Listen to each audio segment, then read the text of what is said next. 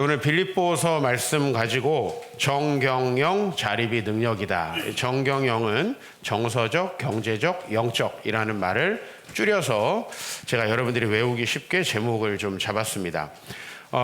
심리학 용어에서 자기 성취적 예언이라는 그런 말이 있습니다. 뭐냐면 자기가 무의식적으로 어렸을 때부터 스스로에 대해서, 이 세상에 대해서 생각하고 있던 신념들을 언젠가는 자기가 그 신념대로 행동함으로써 다 이루게 된다는 겁니다. 그러니까 이 세상은 나쁜 곳이야, 우리는 소망이 없어, 이런 신념을 가지고 있는 사람은 결국은 소망이 없다라는 생각을 가지고 행동하기 때문에 진짜 소망 없는 세상을 맞이하게 된다는 거죠. 그러니까 실제 세상이 소망 없는 경우도 있지만 심리학에서 얘기하는 건 상당수는 똑같은 세상을 어떤 사람은 굉장히 희망적으로, 어떤 사람은 굉장히 불행하게, 우리가 주변에서도 느낄 수 있죠. 똑같은 세상을, 이 대한민국을 어떤 사람은 대단히 불행하게 여기고 어떤 사람은 되게 불행한 상황에 있으면서도 이 대한민국을 되게 좋은 나라로 여기면서 살아간다는 거예요. 그러면 실제로 그 사람에게는 그런 결과가 찾아올 가능성이 많다라는 겁니다. 불필요한 생각 버리기 연습이라는 책을 제가 보게 됐는데요. 이 책의 앞부분에 보면은 계속 실패해온 사람은 앞으로 실패할 가능성이 많고, 계속 소극적으로 살아온 사람은 앞으로도 소극적으로 살아갈 가능성이 많고, 건강에 대한 걱정을 하는 사람은 앞으로 더욱 건강에 대한 걱정을 하게 될 것이다. 즉, 우리가 아무리 다르게 살려고 해도 우리 안에 있는 신념, 이 책에서는 뭐라고 얘기하냐면 인생의 각본이래요. 어느 누구도 내가 망할 거라고 인생의 각본을 쓰는 사람은 없잖아요. 내가 망하고 싶다고, 나는 사람들한테 버림받고 싶다라는 각본을 쓰는 사람은 없잖아요. 근데 자기도 모르는 사이에 저 내면에 사람들은 나를 싫어할 거야, 나에게 좋은 기회를 주지 않을 거야, 이렇게 생각하는 어떤 각본들을 어렸을 때 사람들의 마음속에서 형성하게 되면은 사람들은 그 각본에 맞게 행동한다는 거죠. 예를 들면 이렇게 한번 예를 들어볼게요. 나는 매력이 없고 사람들의 사랑을 받기에는 부족한 사람이야 라고 생각한 어떤 여성분이 이제 결혼을 하게 됐어요. 남편은 다양하게 자기의 생각과 감정을 사람에게 표출하겠죠. 때로는 사랑하는 감정, 좋은 감정도 표출하고, 때로는 자기가 화가 나고 짜증나는 감정도 표출하겠죠. 내가 매력이 없고 내가 다른 사람에게 사랑받기에 부족한 사람이라고 생각하는 사람은 어떤 시그널에 초점을 맞추게 될까요? 늘 부정적인 시그널에 초점을 맞추게 되겠죠.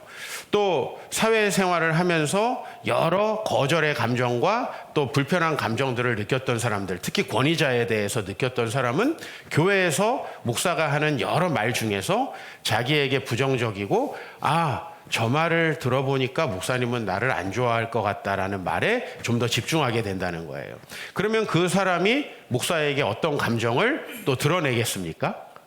나쁜 감정을 당연히 드러내고 서운한 감정을 드러내겠죠. 상대방이 그런 감정대로 반응하고 행동할 가능성이 많다라는 겁니다. 어렸을 때부터 나는 뭘 해도 잘 못하는 것 같아, 어렸을 때 부모님에게서 과도한 기대를 받고 자란 이런 아이들이 그 신념을 극복하지 못하면 나중에 사회에 나가서 직장 생활을 할 때, 사실요, 직장 생활 처음 가면 저도 직장 생활 비슷했던 게 군대 생활이었던 것 같아요. 근데 군대라는 곳은 제가 단 한 번도 경험해 본 적이 없는 곳이고, 제가 경험이 부족하기 때문에 가서 때로는 욕먹고 행동의 교정을 받은 경우도 많아요. 다리 꼬지 말라, 웃지 말라. 내가 맨날 다리 꼬지 말라는데 여기서도 꼬는 사람이 있어요. 쪼개지 말라, 이제 전문 용어인데 군대에서는 웃는다고 얘기하지 않습니다. 쪼개지 말라고 얘기합니다. 이런 가벼운 행동 교정부터 또 어떤 요구를 받냐면 삽질은 그렇게 하면 안 된다, 빗자루질은 그렇게 하면 안 된다, 이런 요청을 받아요. 그런데 이건 사실은 누구나 받는 거고 저도 받았습니다. 그러면 이렇게 하는 거구나 라고 생각하면 되는데, 내가 실패하고 늘 운이 없다라고 생각하는 사람은 또 시작이 됐구나, 나는 이 군대 생활 잘할 수 없겠구나, 그런 생각을 하면서 부정적인 시그널을 받는다는 거예요. 그러면 실제로 운이 없는 사람, 실제로 항상 어디에서나 거절받는 사람, 또 가정이 깨어지는 사람이 된다는 거죠. 아, 내가 가정이 깨질지도 몰라. 그래서 난 이 가정을 소중히 지켜야 돼. 라는 사람일수록 가정이 깨질 가능성이 많아요. 제가 그동안의 경험을 해보고 상담을 해보면. 왜냐면 그런 생각을 안 하는 사람은 예를 들면 배우자가 화가 났으면 아, 오늘 기분이 안 좋구나. 그냥 우리 걔도 화나면 내버려둬야 되는데 오늘 하루는 내버려두자. 이렇게 해야 돼요. 근데 여기서 나 사랑 안 해? 왜 당신은 나한테 이렇게 하는 거야? 라고 얘기하면 진짜 문제는 심각해지기 시작하는 거죠. 그죠? 미친 개를 발로 차는 것과 비슷한 거죠. 사실 오늘 여러분에게 드릴 말씀은 우리가 자립한다는 거예요. 정서적으로, 경제적으로, 영적으로 자립했는가에 대해서 스스로 생각해 봐야 되고, 여러분들이 자립하지 못하면 여러분은 대개 그리스도 안에서 아름다운 삶으로 변화되고 싶어서 교회에 왔겠지만 그렇게 되지 못한다는 이야기를 좀 드리고, 여러분들이 생각하고 하고 싶다고 해서 그 인생이 이루어지는 건 아니잖아요. 실제로 여러분 내면에 있는 인생의 각본이 바뀌어야 된다. 성경대로 내 각본이 바뀌어야 된다. 여러분들이 어렸을 때부터 가정과 또 직장에서 형성한 신념들. 요새 가정이 행복한 사람이 어디 있어요? 거의 대부분 가정이 깨지고 어렵고 부모님은 다 역기능적인 면을 가지고 있어요. 완벽한 사람 없다는 거예요. 직장에 가면요. 직장이 막 여러분들의 비전을 키워주고 막 장기적으로 안정된 직장을 보장합니까? 여러분, 노동법이 우리의 직장을 안전히 보장하지만 여러분을 내보낼 수 없는 직장에서 여러분을 내보내고 싶으면 굉장히 불행한 일들이 많이 벌어져요. 저는 직장 신우회를 20년 하면서 그렇게 정말 직장에서 희망퇴직을 받고 정리해고 할 때마다 벌어지는 일들을 많이 봤어요. 실제로 여러분, 내가 물리적으로 법적으로 뭔가 보장되고 있다 그래서 행복한 게 아니거든요. 행복한 게 아니거든요. 그래서 여러분, 주님 안에서 새로운 각본을 짜셔야 한다는 거예요. 근데 이것은 여러분이 여러분도 모르는 사이에 부정적인 각본이 여러분 마음에 형성되었듯이 성경으로 새로운 각본이 형성되는 데는 대단히 오랜 시간이 걸린다는 거예요.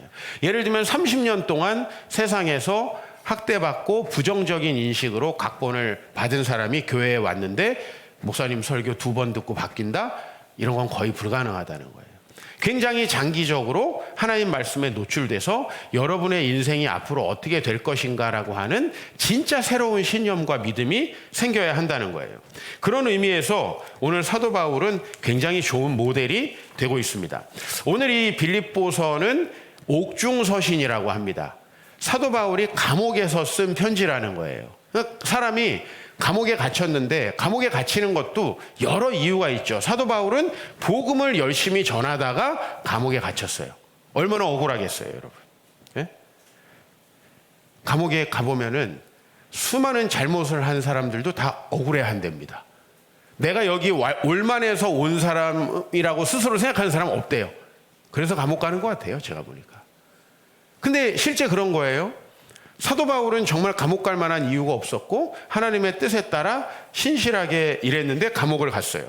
그리고 이제 그 감옥에 에바브라디도라고 하는 신실한 사람이 빌립보 교회 성도들의 편지를 가지고 왔는데 그 편지 안에는 돈이 들어있었어요.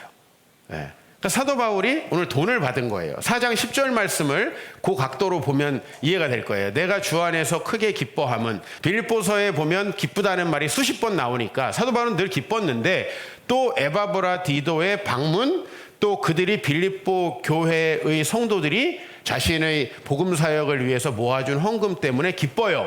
그래서 오늘 여기 이렇게 얘기해. 너희가 나를 생각하던 것이 이제 싹이 났다. 무슨 말이냐면 그동안에는 마음만 있었는데, 목사님 마음만 있었는데 제가 이거 마음만 있는 거랑 이렇게 제가 이건 다르잖아요. 그죠? 네? 하라는 얘기는 아니에요. 싹이 났어요. 그래서 너희가 또한 이를 위하여 과거에 생각은 했었지만 기회가 없었는데 이참에 마음을 이렇게 담아서 주니 내가 정말 기분이 좋다. 그런데 사도 바울은 앞으로 좀 종종 보내달라. 나 사실 굉장히 어렵다, 힘들다 이런 얘기를 하는 게 아니고 사실 이런 거 필요 없다는 얘기를 하고 있어요. 어디에서? 감옥에서. 제 필요하거든요. 감옥은 어렵거든요. 사도 바울은 거의 대부분의 선교의 시간 동안에 필요할 때마다 일을 해서 자기의 삶을 연명하던 사람이에요. 그런데 사도 바울이 뭐라고 얘기하냐면 11절에 내가 궁핍해서 기쁘다고 말하는 것이 아닙니다. 또 이렇게 나를 도와달라고 이 말을 하는 것도 아닙니다. 나는 사실 이미 어떠한 형편에서든 자족하는 법을 배웠습니다. 이렇게 얘기를 해요. 자족하는 법을 배웠습니다. 그러니까 당신들이 도와줘서 감사하고 이거 복음 사역을 위해 잘 쓰겠지만 이게 없다고 해서 나는 전혀 문제가 없습니다라는 거예요. 여러분, 누군가가 막 나한테 도와주기를 바라고 막 후원해달라고 막 편지 보내면 도와주고 싶나요? 저도 교회가 좀 성장하니까 정말 오만 군데서 도와달라는 요청을 받아요. 근데요, 너무 당연한 것처럼 나 어려우니까 당신이 도와줘야 돼, 이런 태도를 가지면 정말 도와주기 싫어요. 사람이 그런 거예요. 근데 진짜 어렵고 힘든데 늘 아닌 척하고 나한테 오히려 밥값 내려고 그러고 이 돈벼락을 한번 이놈이 맞아봐야 되겠네, 이런 생각이 들어요. 네? 그런 사람이 있으면. 그래서 저는 음으로 양으로 살펴요. 어려운가 안 어려운가, 본인이 호소하는 것을 벗어나서 사도 바울은 어떤 형편에든지 자족하기를 배웠다라고 얘기하고 있는 거예요. 어려운데 도와줘서 고맙다. 참 그동안에 아무도 안 도와줘서 마음이 힘들었는데, 지금 이런 얘기를 전혀 하는 게 아니에요. 당신들 늘 나를 위해서 기도하고 나를 도와주려고 했었지만 이제 이렇게 또 기회가 돼서 도와줘서 참 기쁘지만 사실 나는 이미 어떤 상황에도 잘 살아갈 수 있기 때문에 괜찮다라고 하는 거죠. 괜찮다. 바울의 이 자립 정신, 여러분 이게 정말 필요하다는 거예요. 오늘 여기 청소년들이 있는데 여러분들은 하루빨리 부모님에게서 정서적으로, 경제적으로, 영적으로 자립해야 됩니다. 특히 여러분의 부모님이 하나님을 잘 믿지 않는 분이다 그러면 더 빨리 자립을 해야 됩니다. 우리 청소년들 꼭 그걸 기억해야 돼요. 우리 엄마 아빠는 교회 잘 다니니까 오래, 그 얘기를 하는 게 아니에요. 여러분들이 건강한 신앙생활을 배우면 다른 사람들에게 전혀 의존적이지 않은 삶을 살게 되는데, 그게 바로 내가 하나님의 말씀에 순종하고 성공적인 인생을 사는데 너무나 중요하다는 거예요. 자족하는 법이라는 게 뭡니까?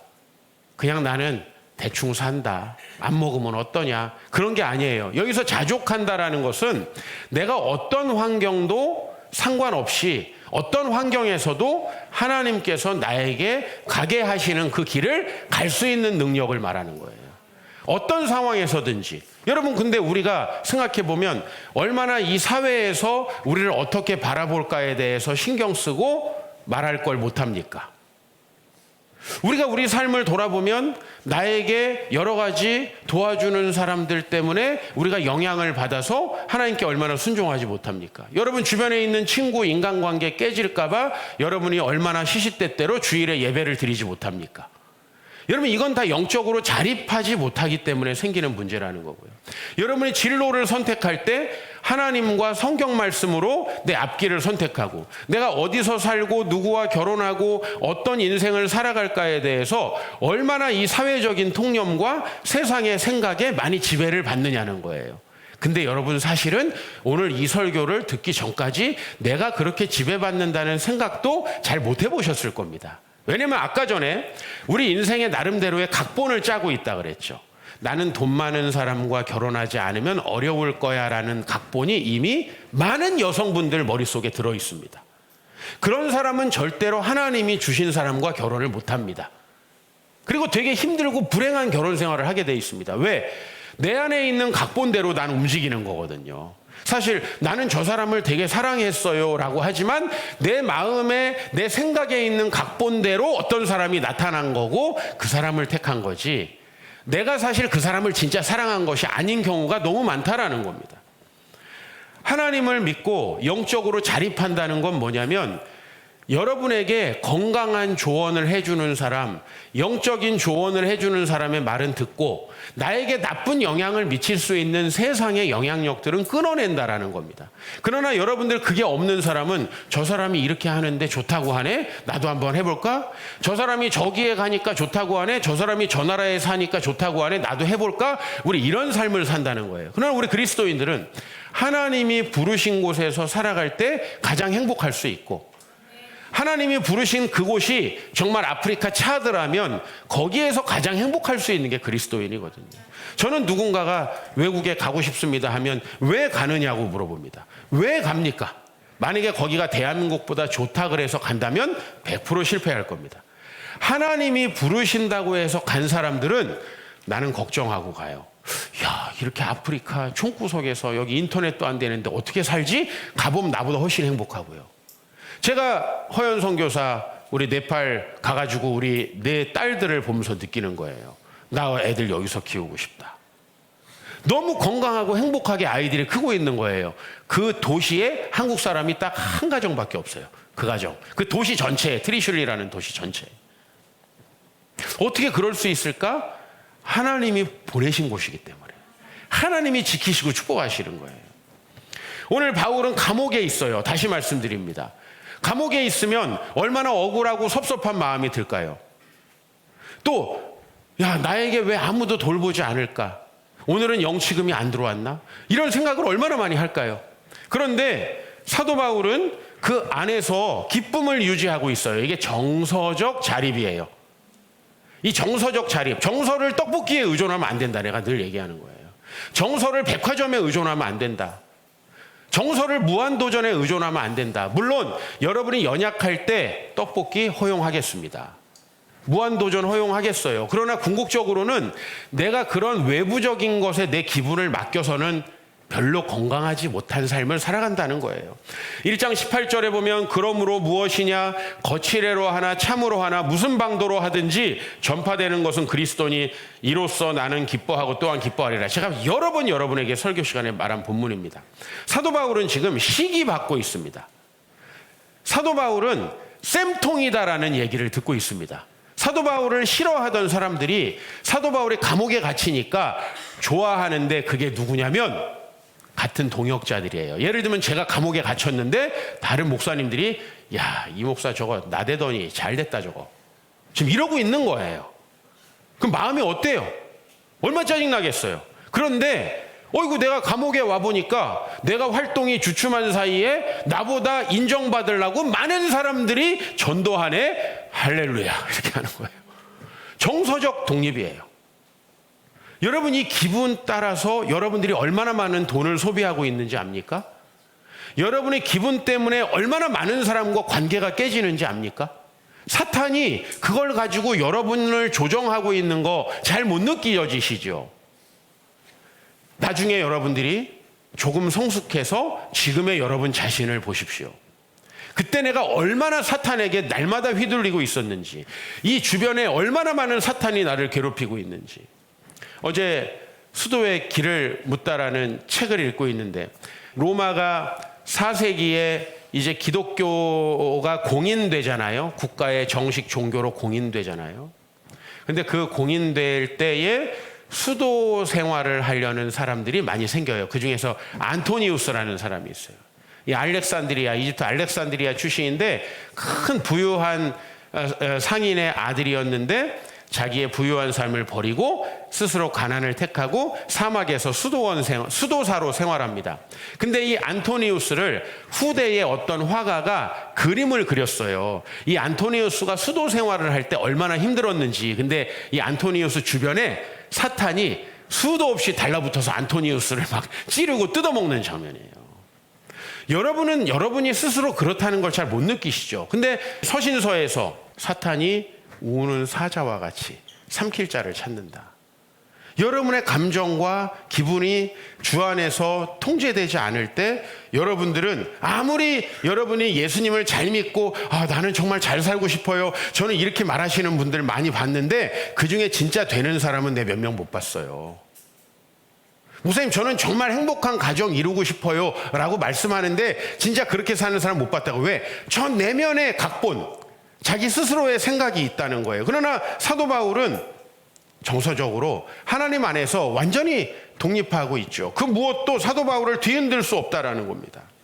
바울은 경제적으로 자립합니다. 오늘 4장 12절 말씀 같이 읽습니다. 시작. 나는 비천에 처할 줄도 알고 풍부에 처할 줄도 알아. 모든 일 곧 배부름과 배고픔과 풍부와 궁핍에도 처할 줄 아는 일체의 비결을 배웠노라. 여러분, 제가 교회를 개척할 때 뭐가 제일 걸릴 거라고 사람들이 생각했냐면 돈이에요. 저에게 하나님이 부르셨냐? 이렇게 물어보시는 목사님들 없었어요. 하나님이 너를 정말 개척으로 불렀어? 이렇게 물어보는 목사님 없었어요. 너 지금 시은이도 태어났는데 아버지 지금 암으로 병원에 지금 치료받고 계신데 돈 어떡할 거야? 이렇게 물어보시는 분들이 많았어요. 그분들 저를 시험하려고 물어본 건 아니겠죠? 저를 생각해서 물어보신 거예요. 전 지금도 그렇게 믿어요. 그러나 그것은 사실은 저의 경제적인 자립을 혹시 됐는가를 흔드는 사단의 도구일 수 있다는 거예요. 경제적인 자립을 하지 못하면 절대로 하나님께 순종하지 못합니다. 이웃사랑이 돈이 넘쳐가지고 쉰들러처럼 이런 사람이 어디 있습니까? 그리고 사실 쉰들러처럼 돈 많은 사람이 이웃사랑하는 거 보셨어요, 여러분? 별로 못 봤을 겁니다. 돈은, 이웃을 사랑하는 건 돈을 많이 벌어서가 아니에요. 우리 공동체도 마찬가지예요. 연봉이 높다고 이웃 사랑하는 게 아니더라고요. 정말 자족할 수 있는 사람, 검소하게 정말 자기가 좋은 차를 타지 않아도 기분 나쁘지 않을 수 있는 사람, 정말 건강한 마음으로 살아가는 사람들이 이웃을 섬길 수 있는 거예요. 하나님 말씀대로 살 수 있다는 거예요. 이게 경제적 자립이에요. 돈이 없어도 살 수 있고 있어도 살 수 있고. 있어서 망하는 사람들의 예가 뭐예요? 로또 맞은 사람 90% 정도가 나중에 파산하죠. 이 사람들은 돈이 풍부할 때 어떻게 살아야 되는지를 알지 못하는 거예요. 그냥 그걸 가지고 이제 자기를 과시하고 사장님 소리 듣고 이거를 혼자. 그래서 로또 맞은 사람 대부분이 처음에 인간관계가 깨진다는 거예요. 왜? 이거를 누가 혹시 달라 그럴까봐 이제 숨기죠.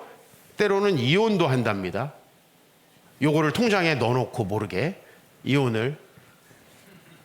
그리고 자기 혼자 산답니다. 결론적으로는 돈을 가지고 있는 법도 쉽지 않은 거예요. 사람들이 돈이 대부분 많이 생기면 근심이 늘어난답니다. 경험 아직 많이 못 해보셔가지고 공감 많이 못 하시는 표정인데, 돈이 많은데 왜 걱정이 되지? 나는 강남에 진짜 돈 많은 사람들에게 이 얘기를 여러 차례 들었어요. 나도 경험을 크게 해보진 못했습니다. 그런데 진짜 그렇대요. 돈에 모든 신경이 간대요. 돈에 모든 신경이. 근데 사도 바울은 아니에요. 풍부하면 복음 사역을 위해서 쓰고 없으면 견딜 수 있는 거예요. 제가 교회를 개척할 때 그 많은 목사님들의 걱정과 염려에도 아랑곳하지 않고 교회를 세울 수 있었던 건, 나는 100만 원만 있어도 충분히 살아 우리 식구. 난 그 자신은 있었어요. 물론 그 때문에 우리 아내가 좀 힘듭니다. 나는 100만 원 가지고 살 수 있기 때문에. 근데 그렇게 살려면 필요한 걸 사면 안 돼요. 근데 우리 박 목사가 필요합니다. 사지 마. 나 이거부터 가르쳤어요. 우리 교회 가서. 그럼 어떻게 해요, 그러면? 진짜 필요한 것만 사라 그래요. 그러면 확 없어져요. 진짜 필요한가? 경제적 자립. 저는 많은 분들이 양가 부모님께 경제적으로 자립하지 못해서 신앙에 영향받는 거를 많이 봤습니다. 저희처럼 양가에 돈이 없어서 안 받는 거는 쉽지만 있는데 안 받는 거는 상당히 어려울 걸로 추론됩니다. 있는데. 그래, 여러분, 가급적이면 절대 어디에서도 뭔가 남의 능력으로 하려고 하는 생각을 하지 마세요. 여러분, 그게 사실은 표절 아닙니까? 자기 능력이 아닌 걸로 글 쓰고. 예? 이종필이가 책을 꽤 썼는데 제가 이걸 남의 거를 지식을 갖다가 썼으면 표절로 걸릴 거 아닙니까? 그거랑 돈을 자립하지 못하는 거랑 뭐가 다릅니까? 똑같다는 거예요, 여러분. 자립하시는 그 능력, 이 능력을 배운 거예요. 그러니까 돈이 많이 있어야만 살 수 있는 게 아니고 나는 없어도 살 수 있는 능력을 받았다는 겁니다. 마지막으로 영적 자립입니다. 빌립보서 3장 14절 시작. 표대를 향하여 그리스도 예수 안에서 하나님이 위에서 부르신 부름의 상을 위하여 달려가노라. 사도 바울은 자기 인생의 목표, 그 거대한 영적 비전에 흔들리지 않습니다. 여러분, 세상을 살다 보면 누가 야 이렇게 하지 않을래? 우리 같이 이렇게 하지 않을래? 수많은 제안들을 여러분에게 해올 겁니다. 특히 능력 있는 사람은 더더욱이나 그런 제안을 많이 받게 될 것입니다. 그러나 그 모든 길을 돈이 된다고 내가 따라가서 되겠습니까? 돈이 안 된다고 안 해서 되겠습니까? 하나님이 부르시는 그 길을 가야 되잖아요. 이게 영적 독립이라는 겁니다. 우리 청소년들, 부모님이 여러분들 미래 결정해 주는 거 아니에요. 여러분이 정하는 거예요. 여러분이 그걸 어렸을 때부터 독립적으로 정할 수 있는 사람이면 남보다 출중할 수 있어요.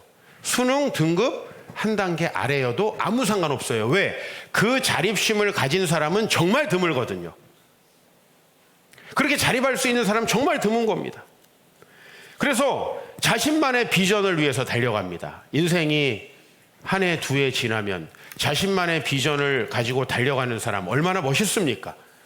얼마나 많은 일을 하겠어요. 그래서 사도 바울은 정말 지금 2000년이 지났지만 그가 무명해졌습니까? 그가 정말 가치 없는 삶을 살았습니까? 지금도 우리가 그를 추앙하고 있습니다. 빌립보서 3장 21절에 사도 바울이 이렇게 얘기했거든요. 그는 만물을 자기에게 복종하게 하실 수 있는 자의 역사로 우리의 낮은 몸을 자기 영광의 몸의 형체와 같이 변화시키리라. 자립하지 못한, 늘 사단에게 휘둘리는 그런 몸이 아니라, 그런 인생이 아니라 하나님께서 그를 이끄시는 대로 갈 수 있는 영광의 몸의 형체. 전 늘 그걸 소망합니다. 하늘의 정체성을 두고 비록 이 땅에 살고 있지만 늘 내 기분은 흔들리고 늘 내가 경제적인 것 때문에 때로 걱정하고 염려하고 또 내 비전 따라 가도 주변 사람들 때문에 늘 흔들리는 삶을 살지만 영광의 몸의 형체가 되는 거죠. 트리스톤 자산운용이라는 그 기관을 이끌고 있는 강창이라는 분이 계십니다. 이분이 노후 준비하는 법에 대해서 강의를 하더라고요. 근데 그 강의 안에 제가 좀 놀란 사실은 뭐냐면 우리 한국 사람이 우리보다 경제적인 규모 그리고 1인당 GDP가 높은 일본이나 프랑스보다 사실 노후에 자산이 많대요. 우리나라 사람들이. 그런데 우리나라 사람들에게 왜 노후가 힘드냐 하면 의식의 자립 그리고 경제적 자립이 안 됐기 때문에. 여기서 의식의 자립이란 뭐냐면 다른 사람이 어떻게 살든 생각하지 않고 자기 삶을 사는 거예요. 근데 비교를 하는 거죠. 저 사람은 저렇게 애들이 돈을 얼마 준댄다. 저 사람은 이런 집에서 떵떵거리면서 사는데 나는 왜 커피 드립해서 마셔야 되는가. 이런 생각을 한다라는 거예요. 그래서 실제로는 일본이나 프랑스가 우리보다 GDP가 높잖아요. 물론 세금이 우리보다 프랑스 훨씬 많지만 이 사람들보다 노후에 실제로 갖고 있는 자산이 동산 부동산을 따지면 더 많은데도 불구하고 우리나라 사람들은 너무 노후 걱정을 많이 한다는 거예요. 근데 이분이 정말 강조하는 부분이 뭐냐면 경제적 자립인데 그 경제적 자립은 내가 이만큼 필요하다고 기자들이 그 말도 안 되는 글들을 쓰니까 그 돈에 맞춰서 연금을 마련해 놓는 게 아니라 우리는 때로 그렇게 맞을 수도 있고 안 맞을 수도 있잖아요. 우리 노후에 진짜 그렇게 풍성할 수도 있지만 아닐 수도 있잖아요, 상황이. 그러나 그 어떤 상황에서도 주어진 상황에 맞게 절약할 수 있는 훈련이 돼 있다면 노후는 아무 문제 없다라고 얘기하는 거예요. 난 너무 동의가 되더라고요. 내가 욕심껏 이만큼 있어야 된다 생각하면 아마 얼마가 있어도 부족할걸요. 그런데 내가 거기에 맞춰서 나는 주님의 영광을 위해서 살다가 가겠다. 이게 얼마나 좋습니까? 바울은 고린도에서 사역할 때 텐트를 만드는 일을 했습니다. 여러분 아시다시피 복음 사역만 하기도 힘든데 만약에 저에게 또 다른 일을 병행하면서 목회하라고 하면 저 정말 녹초가 될 것 같아요. 그런데 바울은 실제로 그렇게 자립하며 사역했습니다. 때로 정서적으로 억울한 일이 많았죠. 사도 바울 저 꼬라지 좀 봐라. 하나님이 저 사람을 사랑하면 쟤는 왜 아내도 없이 저렇게 혼자 외롭게 돌아다니겠냐? 왜 저 사람은 저렇게 가난하겠냐? 왜 저 사람은 저렇게 핍박받겠느냐고 수많은 공격들을 했습니다. 여러분, 사람이 이런 공격을 받고 억울한 일이 생기면 복음이고 뭐고 다 필요 없다라는 각본이 이 머릿속에 새겨지는 거예요. 여러분은 잘 몰라요. 이거는 저 내면에 새겨져요. 그래서 복음보다 자꾸만 내 억울함을 치료하려고 하는 거죠. 사도 바울이 배운 게 없어요? 최고 학벌입니다. 사도 바울이 혈통적으로 문제가 있어요? 순수 히브리인이에요. 근데 사도 바울은 더러워서 못 해먹겠다. 돈 벌어야지. 이렇게 생각하지 않는다는 거예요. 이게 영적 자립이라는 거예요. 자기의 길을 간다라는 거예요. 아무도 그를 흔들 수 없는 거예요. 이번에 나온 서양 고전 관통의 여성 고전편에 세 번째 제인 에어라고 하는 작품이 있죠. 여러분들과 이미 나눈 적이 있는데, 이 제인 에어는 그 작가인 샬롯 브론테의 삶을 거의 투사한 작품입니다.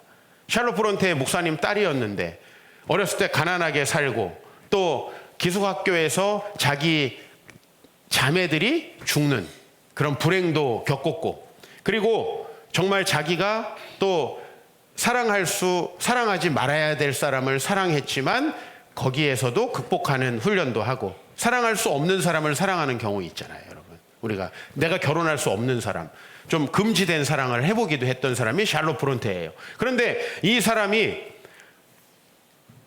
형상화한 이 제인 에어는 정말 독립적이고 주체적인 사람. 가난한 고아의 시절 받았던 학대들도 이겨내고, 학교에서 받았던 그 수많은 부당한 일들, 그리고 배고픔들 이겨내고, 그러나 안주하지 않고 항상 새로운 비전을 향해 가요. 제가 이 제인 에어에서 가장 감동을 받은 부분은 뭐냐면, 이 사람은 어렸을 때 고아였고 가난했기 때문에 어떤 부유한 사람이 자기와 결혼하자고 하면 얼마나 좋겠어요.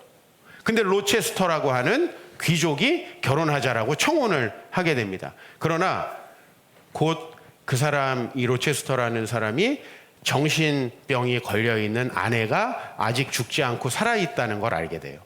이 남자는 계속 설득을 합니다. 이미 저 사람과 결혼 관계는 끝난 거예요. 비록 우리가 서류상으로 이혼은 안 돼 있지만 저 사람 이미 정신병으로 정상적인 사람이 아니니까 결혼합시다. 내가 잘해줄게요. 수많은 설득을 하는데 하나님의 말씀에 비추었을 때 나는 그런 불법적인 결혼을 할 수 없다라는 거예요. 제인 에어는 그 결혼을 거절합니다. 그러니까 또 다른 어떤 사람이 자기와 이제 결혼을 하자고 선교사로 갈 후보생이 청혼을 합니다. 그럴 때도 그냥 내 안정을 위해서 결혼하는 게 아니라 하나님 앞에 기도합니다. 그랬을 때 그 길은 내가 갈 길이 아닙니다.